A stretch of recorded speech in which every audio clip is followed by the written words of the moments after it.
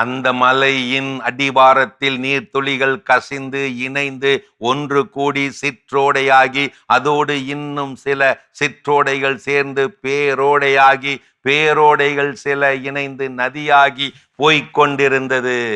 அதிலே அடித்து செல்லப்பட்டன 2 செத்தைகள். 2 ஒரே சைஸ் செத்தைகள் அடித்து செல்லப்பட்டு மிதந்து போய்கொண்டிருந்தன. வந்ததே பாரு கோபம் ஒரு செத்தைக்கு. அது சவால் விட்டது, ஏன் நதியே, என்னையா நீ அடித்து கொண்டு போகிறாய்? நீ என்ன பெரிய ஆளா? உன் ஓட்டத்தை நான் என்ன செய்ய போகிறேன் பார். உன்னை தடுத்து நிறுத்திவிட்டுத்தான் ஓய்வேன். அதுவரை நான் ஓயவே மாட்டேன். நதியின் பிரவாகத்திற்கு குறுக்கே படுத்தபடி இப்படி கருவிக்கொண்டே இருந்தது அந்த செத்தை. நதியின் வேகத்துக்கு குறுக்கு செத்தையால் எப்படி தாக்கு பிடிக்க முடியும்? முடியாதல்லவா? தாறுமாறாக அலைக்கழிக்கப்பட்டது, சின்ன பின்னமாக சீரழிக்கப்பட்டது. அந்த அலைக்கழிப்பு நீரோட்டத்திலே அலறிக்கொண்டே அடித்து செல்லப்பட்டாலும் சவாலை மட்டும் விடவே இல்லை. அந்த குறுக்கு செத்தை கத்திக்கொண்டே இருந்தது, நான் உன்னை தடுத்து நிறுத்துவேன். ஆனால் அந்த துரும்பின் குரலும் அலறலும் அந்த நதிக்கு கேட்கவே இல்லை. ஏன், அதன் இருப்பை கூட அது உணரவும் இல்லை. மற்றொரு செத்தையோ நதியின் பிரவாகத்திற்கு, நதியின் ஓட்டத்திற்கு தன்னையே கையளித்து விட்டது. நதியின் குறுக்காக அல்லாமல் நெடுக்காக கிடந்து நதியின் திசைக்கு ஏதுவாக நெடு செத்தையாகி மிதந்து போனது.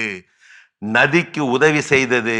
கூட்டி சென்று கடலிலே சேர்க்க தனக்கு நதி உதவுவதாக அது நினைத்து கொண்டு நதிக்கு துதி பாடியபடி ஆட்டம் பாட்டம் கொண்டாட்டத்தோடு அதன் போக்கிலேயே போய்கொண்டிருந்தது.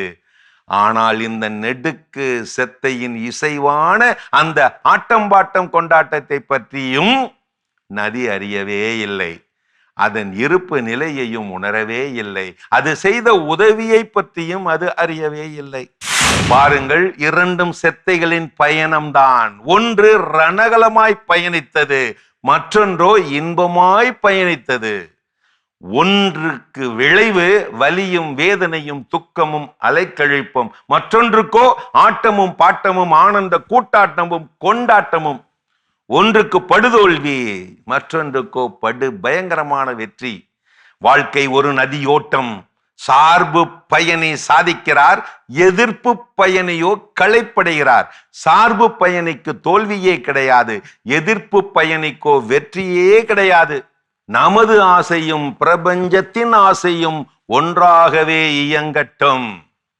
ஆற்றின் அலையிலே எதிர் நீச்சல் போடு, கடலின் அலையிலே சார்பு நீச்சல் போடு. மாற்றி போட்டால் அதோ கதிதான். இறை திட்டத்திற்கு இயேசு இசைந்தார், சிலுவை சாவையும் ஏற்றார், இறுதியில் உயிர் தேவிட்டாரே, இன்றும் வரலாற்றில் வாழ்கிறாரே.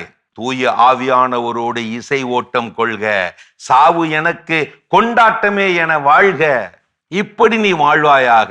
இறைவா, உன்னோடு உண்மையாய் கலந்திட நான் காற்றுடன் கரைந்து செல்ல தயார், நீருடன் கலந்து செல்ல தயார், நெருப்புடன் எரிந்து செல்ல தயார், ஒட்டு மொத்தமாக நின்னை சரணடையவும் தயார்.